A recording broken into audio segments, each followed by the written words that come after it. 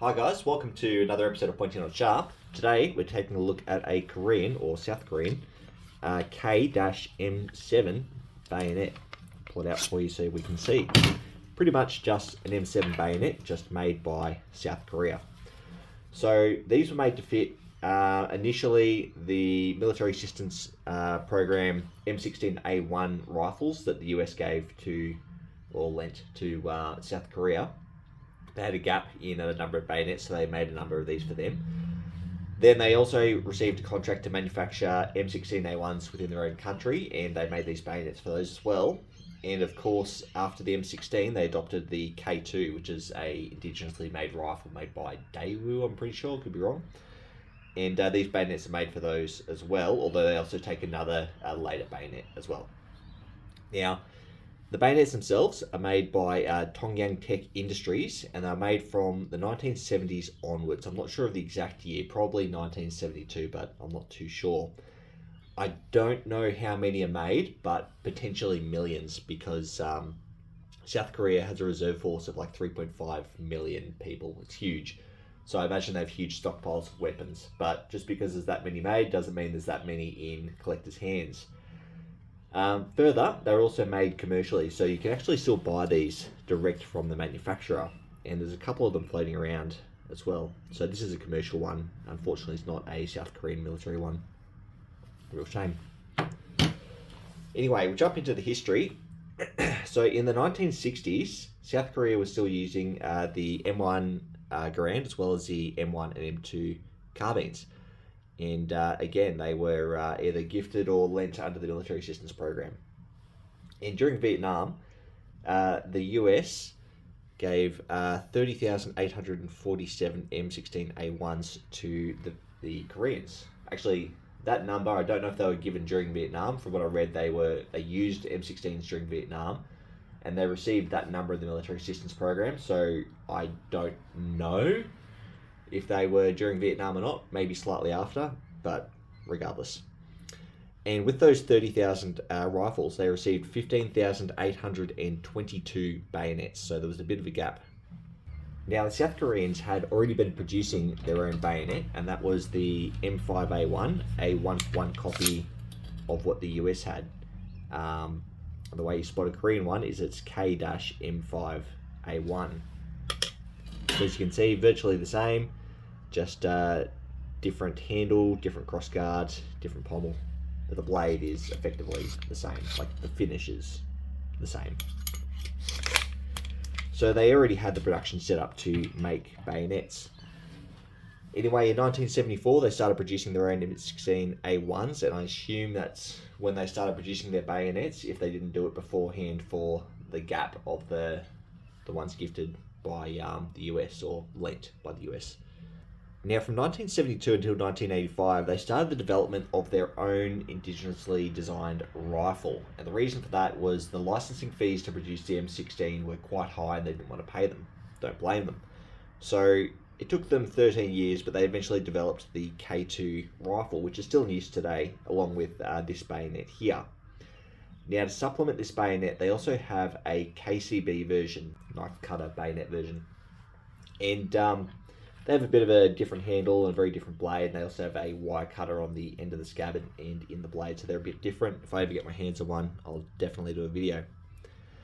Now, from what I can tell about these bayonets, a lot of the older photos I've seen, I always seem to see the South Korean soldiers with them over their offhand shoulder, with the handle pointing down. So I don't know if that's what they used to do, but it doesn't appear that's what they do anymore. But at some point it was certainly very common. I've seen it in quite a few photos. The commercial versions of this bayonet, as I said, you can still buy them today, and they're easily spottable because they don't have any markings on them, but I'll get to that shortly. First, we'll jump into the construction of the blade. Now, I've got a US M7 here for comparison. And as you can see, they are identical pretty much. They've both got that M3 fighting knife style of blade. They've both got the same pommel. Yeah, it's essentially just a one-for-one copy. Now the finish of the blade is a little bit different. I can't tell if it's like parkerized or, yeah, I think some kind of parkerization. I'm not terribly sure. It just feels like a really smooth parkerized finish. Really, really dark as well. It looks like they come out of the factory with a nice edge on them, unlike the M7s. A lot of them don't come sharpened. And then we have our crossguard with our big 22mm Stanag muzzle device to go over the muzzle. Black plastic handles with 2 screws retaining it. And just like the US M7s, we have a gap either side. A lot of the other ones, like the German ones, don't have that, but the Japanese ones, but these South Korean ones do. And then we just have the pommel, which is pinned on. We have our 2 little claws for grabbing hold of the bayonet lug. Jump down to the scabbard. The construction of the scabbard is exactly the same again as the US. So this one has a little steel end. This one doesn't. The US one doesn't, but I've seen US ones that have them as well. And then we just have our leg strap as well. So not much to see. We've all seen M8A1 style scabbards before. Now, construction aside, I'll jump into the markings, and the markings are a little bit interesting. There are a couple on them. So first off, this one is commercial, so the bayonet itself has no markings on it, which are a real shame. But the Korean issued ones, they'll either have one of 2 markings. They'll have the Korean Defense Force logo, which is like an eagle across here on the crossguard. Some of them have the word Korea above them, and some of them don't. So they're the 2 different styles. I don't know what the difference is. Maybe one's early, one's later, if they have different purposes. But those are what you see. The other marking you find is underneath the crossguard. Again, commercial, no markings. You'll have, I've seen it called a wagon wheel. It's a circle with a bunch of lines through it. I don't know if it has meaning in South Korea or something else, but you'll find that underneath the crossguard under here, as well as some characters in Korean. I don't know what they stand for. I don't know what it's for either. Maybe it's a manufacturer's mark or what have you, I don't know. I assume the eagle markings on the top of the crossguard are a military acceptance mark or a property mark or something like that, but I'm really not too sure. Jumping down to the scabbard, we have 2 markings here. So on the face, or on the front, we have K-M8A1. So the US ones will only have, well, this one's got US M8A1. Sometimes they only have M8A1, I think. I can't really remember. But these have K-M8A1, the K being for Korea. And then on the back of the scabbard, we have our manufacturer's details, Tongyang, right there. And finally, the last markings you'll find on these are inside the grips. Just got a little tiny little screwdriver here. Take the grips off.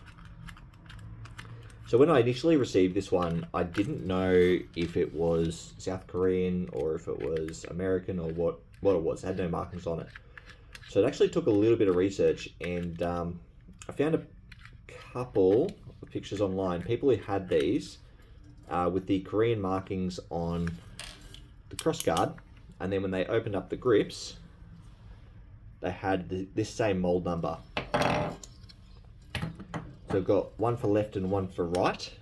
We've got 11010069 and 11010068. And those are the 2 mold numbers. So that's how you know these are Korean. I've also seen these with the wagon wheel inside. I think they're only on the issued ones, but they seem to be the 2 different variations of markings within the handle. So if you come across an M7 and has no markings on it and you don't know what it is, it might be worth taking off the grips, because if you got these mold numbers here, it's going to be South Korean. Anyway guys, that's all I really have to say about this bayonet. It's a fun one to research. I quite like it. Probably not going to keep it though. And thanks for watching.